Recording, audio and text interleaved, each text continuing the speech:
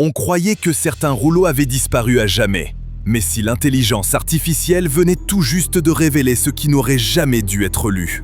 En 2021, des archéologues ont tout risqué pour pénétrer dans une grotte restée scellée pendant 60 ans. Ce qu'ils ont découvert n'était pas qu'une simple écriture sacrée. C'était une histoire volontairement enfouie, rédigée en grec, marquée en hébreu et cachée pour une raison bien précise. Puis, les machines sont entrées en scène. Elles ont comblé les vides et décodé le silence. Ce qu'elles ont révélé, accrochez-vous, l'intelligence artificielle vient de percer le secret des manuscrits de la mer morte. Et c'est bien pire qu'on ne l'imaginait. 15 colonnes de texte en grec ancien, visibles pour la première fois depuis près de 2000 ans. Le silence a cédé la place à quelque chose de bien plus puissant. Et pour ceux qui s'accrochent à leur certitude, le choc risque d'être brutal. Zacharie y évoque ce qui doit venir. La reconstruction du temple, celle de Jérusalem, et l'arrivée d'un roi messianique. La descente dans la grotte de l'horreur. Quand les archéologues se sont laissés tomber dans une caverne de Judée en 2021, ils ne cherchaient pas seulement des ossements ou des poteries. Ils cherchaient quelque chose de plus profond, quelque chose enseveli sous la poussière et le temps depuis plus de 60 ans. Ce qu'ils ont trouvé n'était que le début. Le vrai choc allait venir plus tard, quand l'intelligence artificielle s'en est mêlée pour tout reconstituer. Nous y viendrons, mais d'abord, voyons où tout a commencé.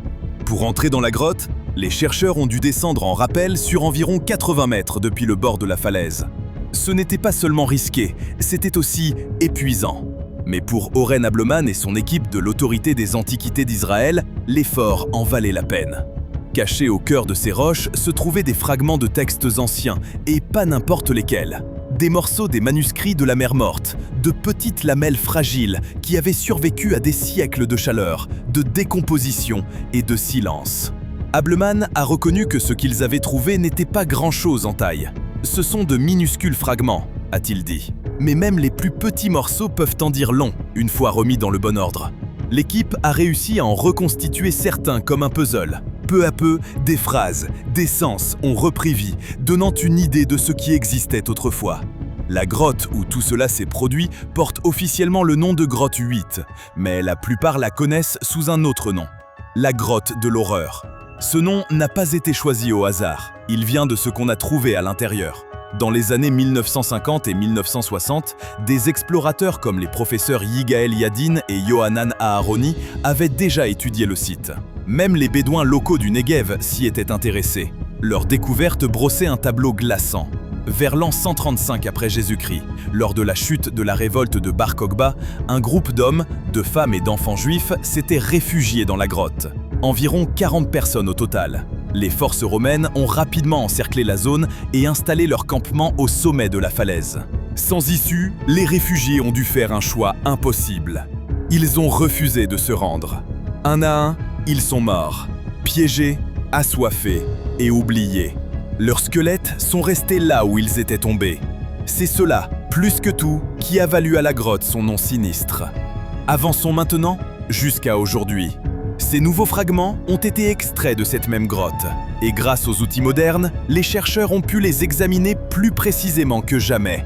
Mais ce ne sont plus seulement les yeux humains qui les étudient.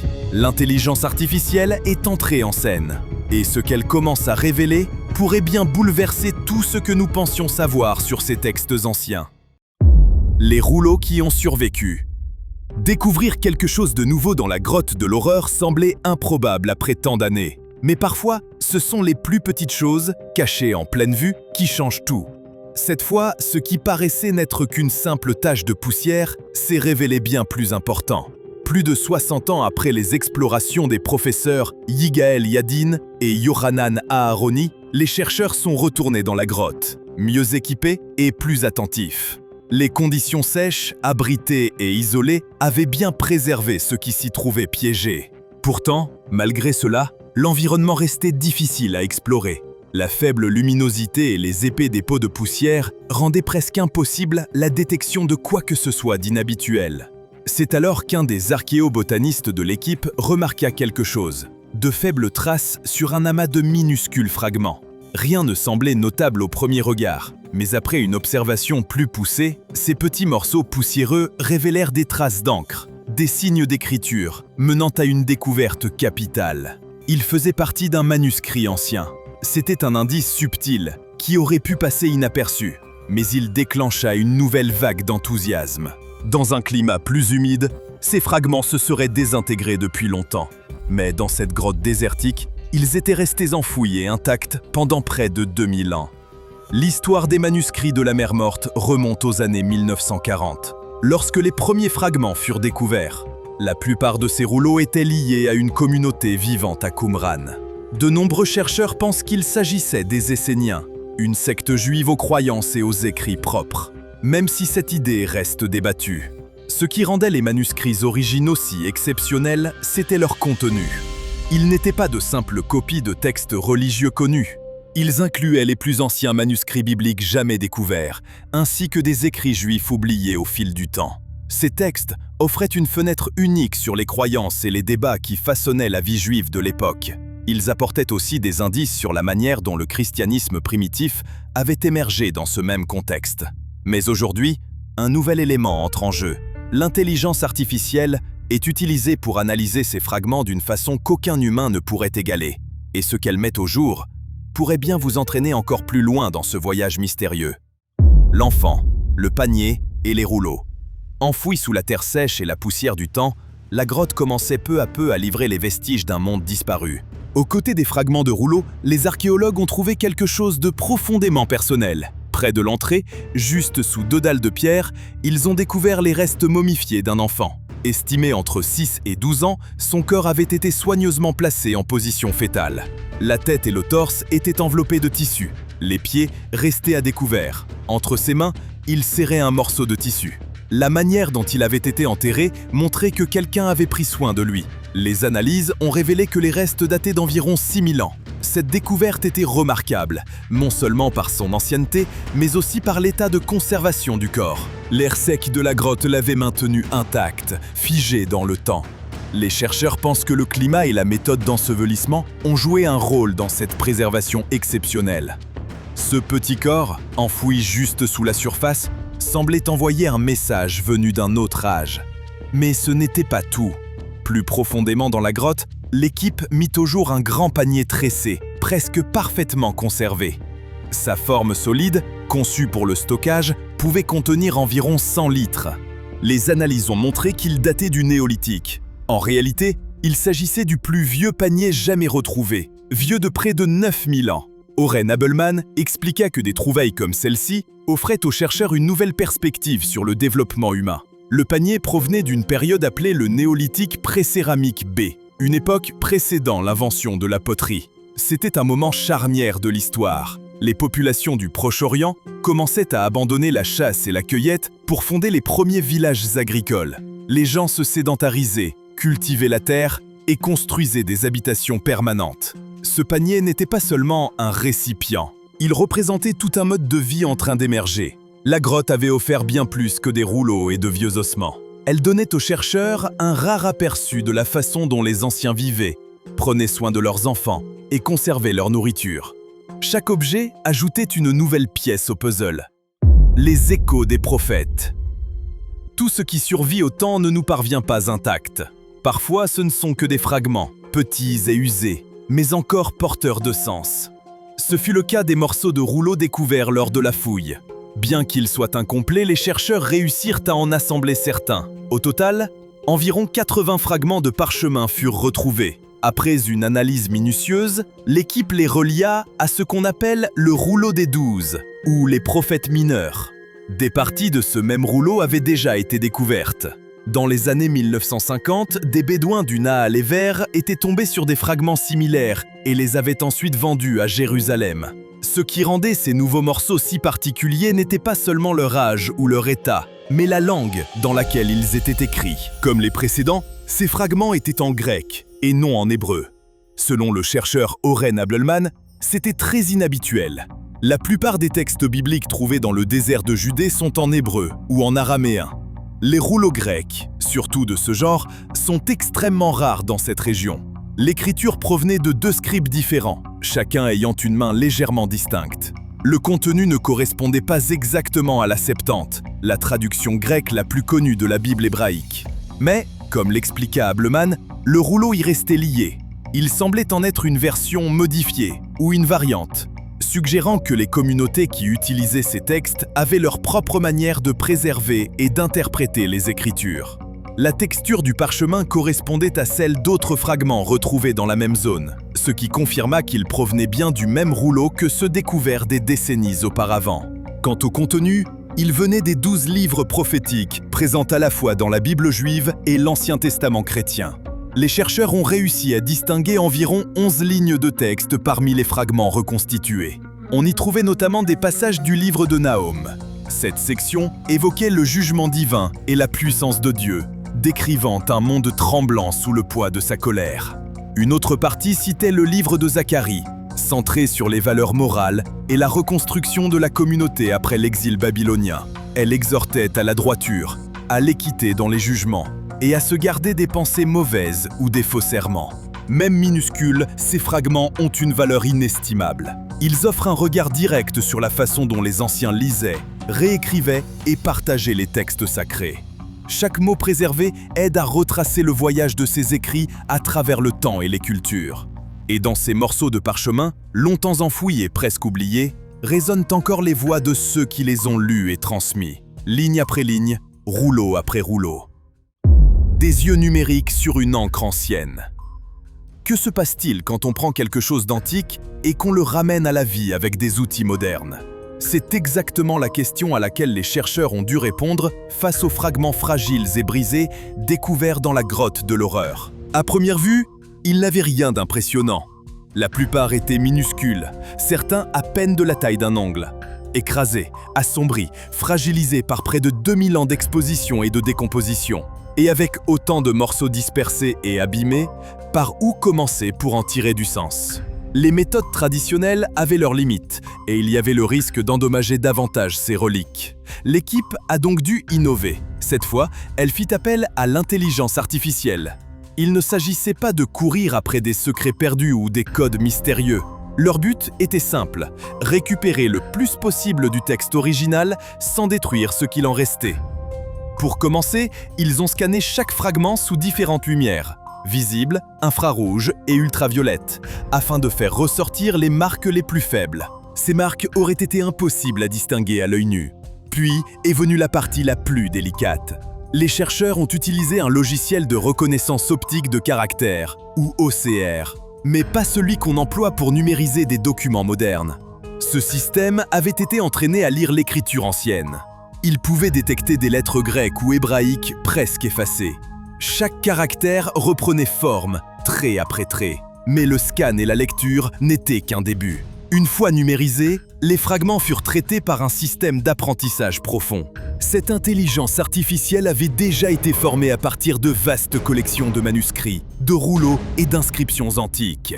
Elle ne se contentait pas de reconnaître des mots. Elle identifiait des motifs, des styles d'écriture, des mises en page et même des types d'encre récurrents d'un fragment à l'autre. Alors, qu'a révélé toute cette masse de données? Pas des prophéties, mais des personnes. L'IA a commencé à remarquer que certains rouleaux provenaient du même endroit.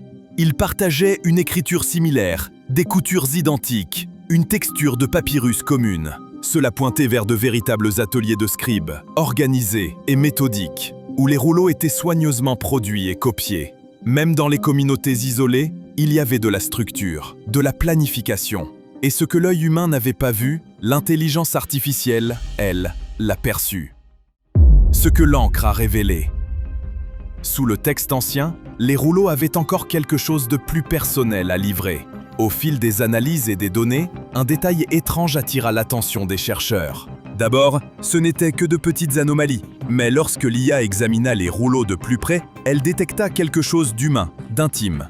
Comment était-ce possible? Voyait-elle réellement au-delà des lettres? L'imagerie multispectrale et l'apprentissage automatique avaient déjà prouvé leur utilité pour restaurer des textes effacés. Mais désormais, les paléographes observaient tout autre chose. Les algorithmes ne se contentaient plus de lire des mots. Ils captaient des mouvements, de minuscules variations qui trahissaient la main de celui qui écrivait.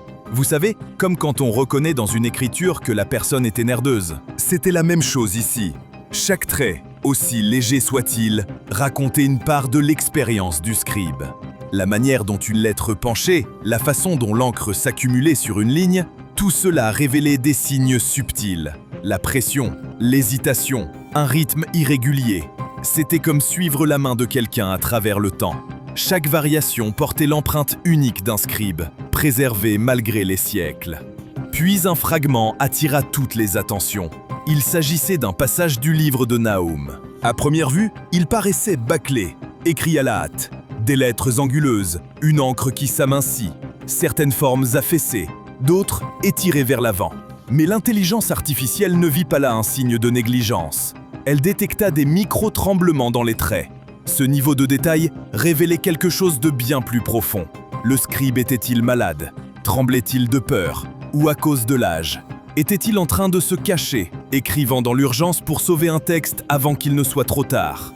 Soudain, ces rouleaux n'étaient plus de simples textes anciens.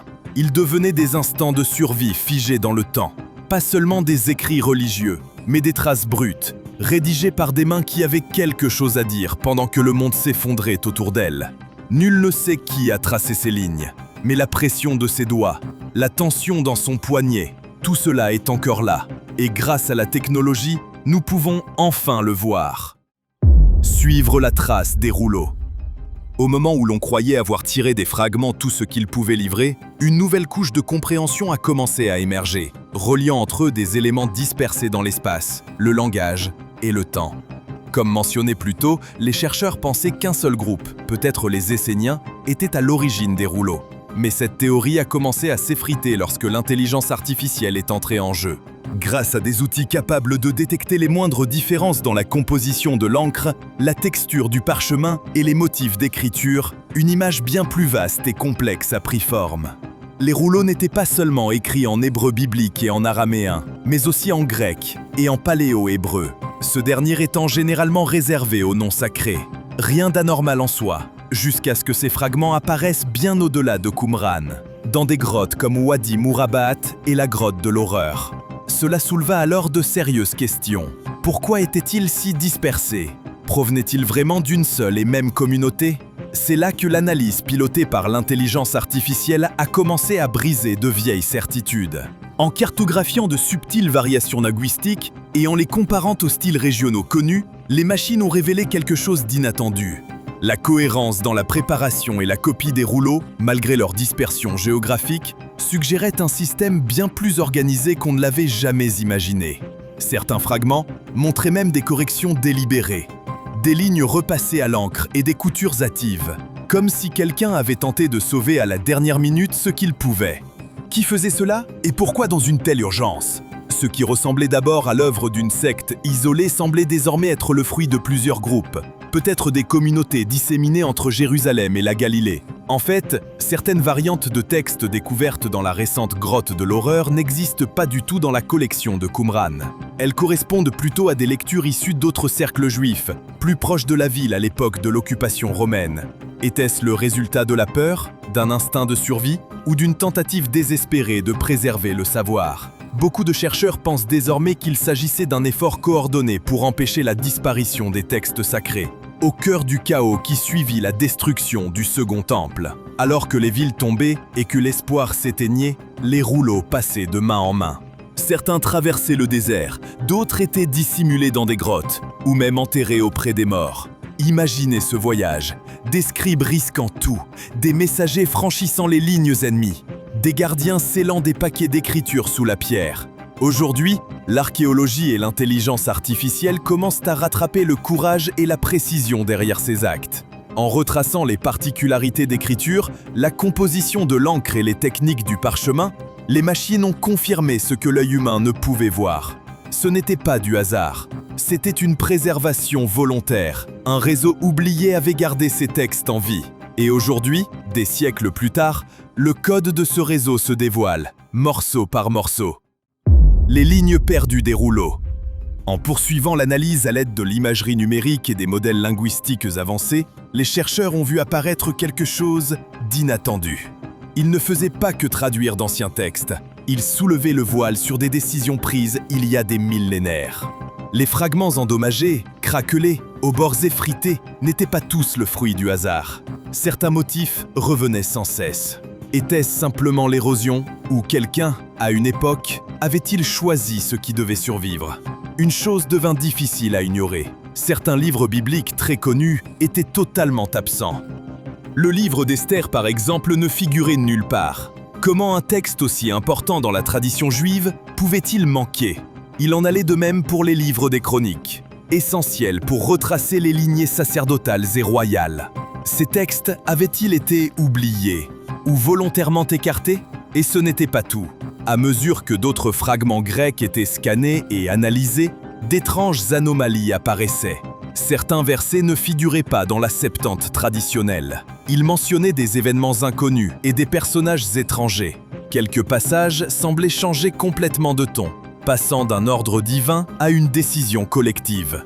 D'autres insistaient davantage sur les rituels communautaires que sur le culte centralisé. Cela seul laissait entrevoir de profondes divisions. Puis vint la découverte la plus inattendue. Des versets, autrefois centrés sur les promesses messianiques, avaient été atténués, voire entièrement reformulés. À leur place, des avertissements sévères sur la déchéance morale et la responsabilité partagée en temps de crise. Ces gens réagissaient-ils au chaos en temps réel? Se préparaient-ils les uns les autres à affronter un monde déjà en train de s'effondrer? L'intelligence artificielle a permis de relier les points. Ce n'était pas une simple erreur de copiste, les changements étaient précis, cohérents, délibérés. Les styles d'écriture s'entrechoquaient, les mélanges d'encre variaient, le rythme même du langage changeait, comme si différentes voix s'exprimaient à travers le temps. Peu à peu, un patchwork de croyances est apparu. Un rouleau ici, un verset là, chacun façonné par des groupes aux visions divergentes. Certains regardaient vers un sauveur, d'autres pensaient avant tout à survivre. Certains voulaient restaurer le passé, d'autres semblaient prêts à le réécrire. Ce n'était plus l'œuvre d'un seul mouvement caché, mais celle d'un réseau de personnes dispersées dans le désert, chacune portant un fragment de sa propre vérité. Certains tentaient de préserver la tradition, d'autres la redéfinissaient dans la précipitation. Les rouleaux devenaient moins des textes religieux que des instruments d'adaptation urgente. Des hommes et des femmes essayaient de s'accrocher à ce qui comptait, alors que tout s'effondrait autour d'eux. Et vu sous cet angle, les rouleaux cessent d'être de simples documents historiques silencieux. Ils deviennent la trace d'êtres humains pris au cœur d'un conflit, réécrivant leur monde, mot après mot. Les rouleaux qui défient les Écritures. Plus les chercheurs avançaient dans leur étude, plus il devenait clair qu'il ne s'agissait pas d'une archive religieuse homogène. C'était plutôt une mosaïque de voix, chacune marquée par son époque. Les rouleaux découverts, et même ceux absents, allaient tous dans la même direction. Les textes sacrés tels que nous les connaissons aujourd'hui ne sont pas tombés du ciel tout faits. Ils ont été débattus, copiés, modifiés, transmis au fil des générations. Une grande partie des rouleaux concerne des textes bibliques, mais il y a un hic. À l'époque, la Bible n'existait pas encore comme un livre unique. Ce mot, ce concept même, n'avait pas encore de sens. Alors, que copiait-il? Et qui décidait de ce qui était sacré? Ce que les chercheurs ont mis au jour suggère que la Bible n'a jamais été un bloc figé d'instructions divines. Elle a été façonnée par la politique, la peur et le monde dans lequel vivaient ceux qui la préservaient. Et les modifications n'étaient pas mineures. Elles ne se contentaient pas d'arrondir les angles. Certains rouleaux modifiaient complètement le sens des commandements. D'autres réorganisaient les événements historiques. Certains passages semblaient venir d'un consensus humain plutôt que d'une autorité divine. Et lorsque l'intelligence artificielle a comparé des milliers de fragments à d'autres versions anciennes, comme la Septante, le texte massorétique ou le Pentateuque samaritain, elle a révélé encore plus de fissures sous la surface.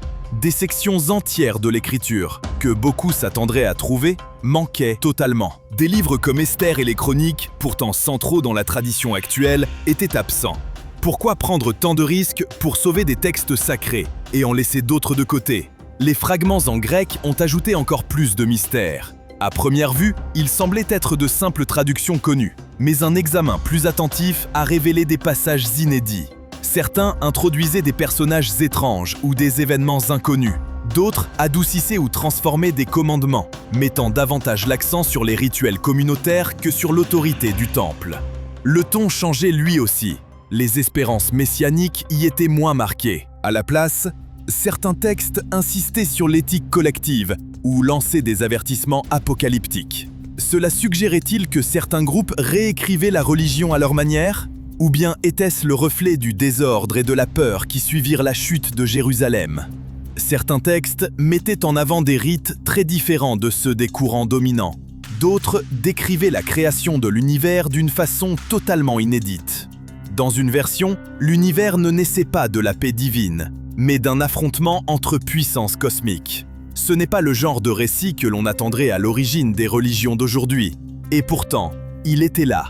Décomposé ainsi, les manuscrits de la Mer Morte montrent une réalité bien plus complexe qu'une simple bibliothèque spirituelle. Ils sont le produit de siècles d'évolution, de conflits et de compromis. Les idées se sont heurtées, le pouvoir a changé de main, des textes ont été effacés, ajoutés ou transformés selon celui qui tenait la plume. Ce n'est pas que le sacré manquait, c'est qu'il n'a jamais cessé d'évoluer. Les secrets des textes sacrés. Jusqu'ici, beaucoup de chercheurs pensaient que les manuscrits de la Mer Morte allaient simplement confirmer ce qui figure déjà dans la Bible moderne. Mais à mesure que les recherches avançaient, une histoire bien plus complexe s'est dessinée. Une histoire faite de choix, de désaccords et de révisions accumulées au fil des siècles. Au lieu de révéler un message figé, transmis intact, les rouleaux ont montré un long processus, parfois désordonné. Les textes sacrés en réalité ne sont pas nés parfaits. Ils ont été façonnés, lentement parfois ou sous la pression, mais toujours par des mains humaines. Ce changement de perspective a été un choc. Ces fragments anciens n'étaient pas de simples reliques. Ils prouvaient que la version de la Bible que nous connaissons aujourd'hui est le résultat de révisions profondes, d'omissions et de réécriture. Certains rouleaux manquaient de commandements, d'autres modifiaient l'ordre d'événements majeurs. Dans certains cas, des personnages entiers ou des lois avaient disparu. Comment expliquer cela? Et une question encore plus troublante s'est posée. Si les écritures ont été modifiées au fil du temps, qui décidait de ce qu'il fallait garder ou retirer? Qui détenait l'autorité pour tracer la frontière entre la vérité divine et l'ajout humain?